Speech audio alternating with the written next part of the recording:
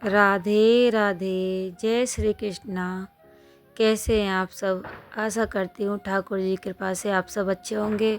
तो फ्रेंड्स, हर घर में लड्डू गोपाल जी की सेवा और अर्चना की जाती है। कुछ लोग अपने पुत्र के भाव से सेवा करते हैं, कुछ लोग अपने मित्र के भाव से सेवा करते हैं। आप जिस किसी भाव से सेवा करें, लेकिन इनका एक रूटीन, एक दिनचर्या होना बहुत ज़रूरी हो जाता है। तो आज इसी विषय पे हम चर्चा करेंगे। तो सबसे पहले हम ठाकुर जी को सवेरे ब्रह्म मुहूर्त में जगा लेते हैं। अभी तो सर्दी का मौसम चल रहा है, तो आप लेट सवेरे 8 बजे तक भी इनको जगा लीजिए।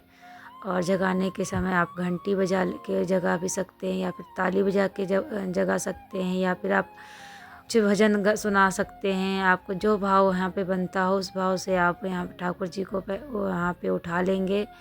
और उठाने के बाद पहले इनको हम गरम अभी गुनगुना पानी ही देंगे, क्योंकि अभी मौसम ठंडा चल रहा है। तो गुनगुना पानी से स्नान आदि जो भी होता है, और पहले पीने के लिए भी थोड़ा गुनगुना पानी ही इनको देंगे।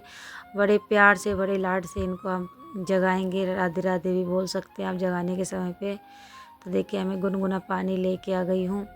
और ये तुलसी का जो पत्ता है, इसमें डालना ना भूलें। और उसके बाद फिर इनको मैं पानी पिलाऊँगी। आप हो सके तो यहाँ दूध भी पिला सकते हैं। आपको भाव बनता है तो दूध भी पिला सकते हैं यहाँ पे गरम गुनगुना करके। और अभी सर्दी का मौसम है, तो आप दूध ज़रूर पिलाइए।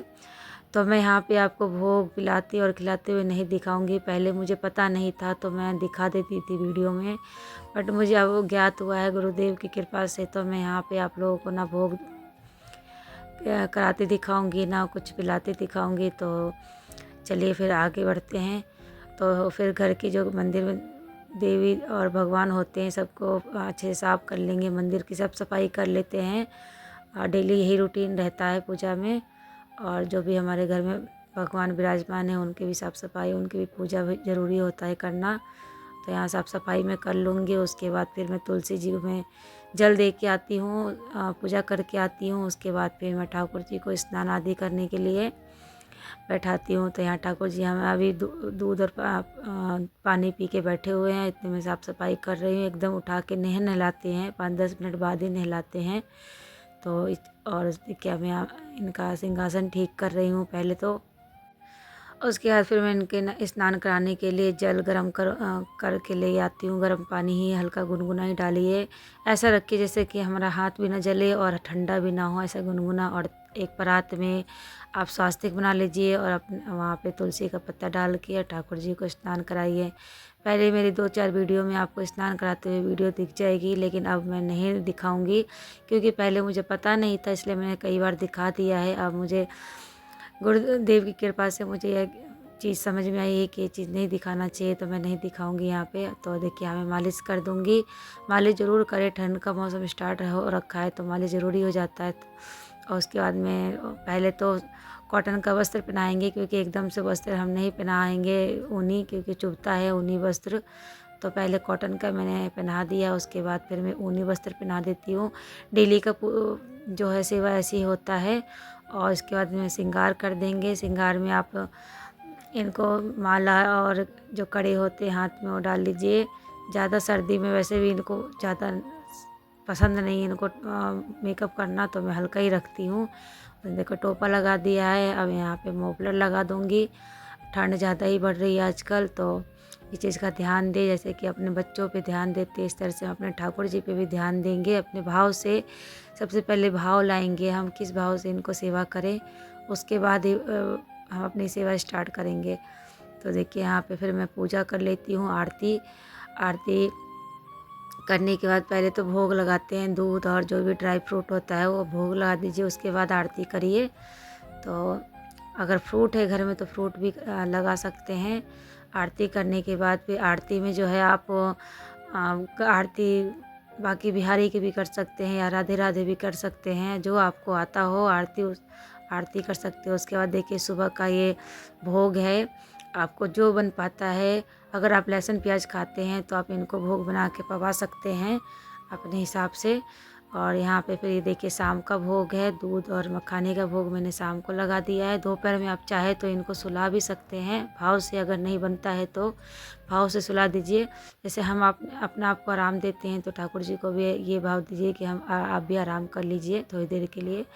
उसके बाद शाम होती है 5-6 बजे के करीब मैं यहाँ दूध, और जैसे हम चाय पीते हैं तो चाय तो ठाकुर जी को नहीं दे सकते, तो चाय की जगह हम दूध और कुछ ड्राई फ्रूट हो गया, ऐसी चीज़ें हम ठाकुर जी को भोग लगा देंगे।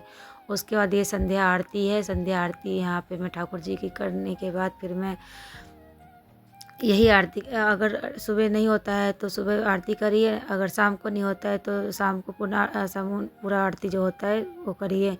हो जाता है कभी कभी जल्दी और कभी लेट हो जाता है, हर दिन में अलग अलग पूजा भाव बनता है, तो उस हिसाब से आप पूजा और भाव इनको स्वीकार करें। और उसके बाद फिर मैं आरती करने के बाद यहाँ तुलसी जी को आरती करके आती हूँ, और उसके बाद फिर तुलसी जी की आरती भी हमें जोत दिखाना बहुत ज़रूरी होता है साथ में। तो यहाँ छत पे हमारी तुलसी जी लगी हुई हैं, साथ में केले का भी पौधा है तो उसकी भी आरती, उनकी भी आरती करती हूँ मैं।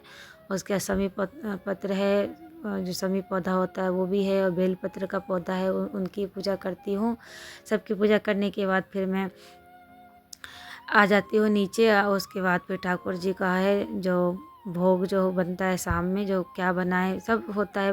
और जो लहसुन प्याज खाता है या फिर नॉनवेज वगैरह खाता है उसको तो पहले तो नॉनवेज जो खाता है उसको ठाकुर जी सेवा तो करना ही नहीं चाहिए, पहले तो ये सब छोड़ दें तभी ठाकुर सेवा अपनाएं। तो लहसुन प्याज खाते हैं तो अलग से भोग बनाए ठाकुर जी के लिए। यहाँ देख के मैं शाम को रात की भोग की तैयारी कर रही हूँ। यहाँ पे आज मैं पालक पनीर बनाई हूँ, तो पालक पनीर बनाने के बाद फिर मैं इनको भोग लगाती हूँ। अगर आपको इसकी रेसिपी चाहिए हो तो मुझे कमेंट करके ज़रूर बताइएगा, मैं आपके साथ शेयर करूँगी। अब यहाँ मैं भोग देखिए यहाँ भोग लगा देती हूँ। तो जैसा कि मैंने पहले बताया कि आप लोगों को भोग लगाते हुए समय मैं नहीं दिखा सकती, तो भोग के दर्शन कर लीजिए आप लोग। तो आज मैंने ये भोग, आज एकादशी का दिन था तो मैं बाकी मेंबर के लिए खाना बना था, बाकी जो व्रत थे व्रत वालों के लिए कुट्टू का आटा और आलू का जो कचौड़ी होता है, पूड़ी जो पकौड़ी टाइप का होता है वो बनाया था, मैं उनको भी भोग लगाई हूँ थोड़ा सा। तो जो छोटे बच्चे हैं उनके लिए सब्जी और पराठा का बनाया था। बच्चे तो नहीं रहते वो एकादशी व्रत, तो जो नहीं रहता उसके लिए फिर खाना बनाना पड़ता है। तो ठाकुर जी को भी भोग लगाए एकादशी के दिन जो खाना बनता है उसका।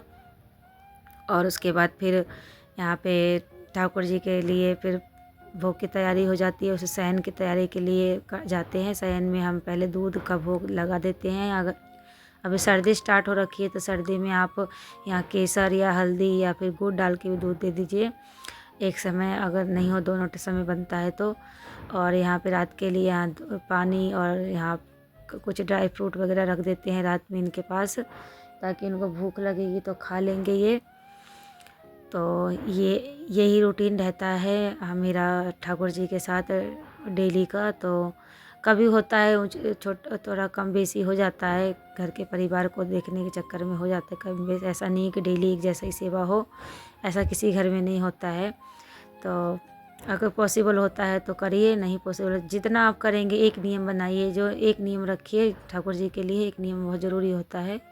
उसके बाद मैं यहाँ पे शयन करा दूँगी रात के लिए, इनका अलग से बिस्तर करती हूँ। उसके बाद थोड़ा जो भाव बनता है उस भाव से ही आप यहाँ ठाकुर जी को लोहड़ी या फिर राधा नाम। और एक बात और बताना चाहूँगी, सबसे ज़्यादा भगवान का नाम जाप करें।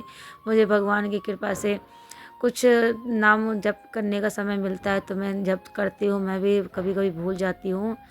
तो अगर आप लोगों को याद रहता है तो ज़रूर ना भगवान का नाम दिन भर में कम से कम 10 मिनट 15 मिनट अगर ऐसे धीरे धीरे करेंगे तो नाम जाप हमारा बढ़ेगा।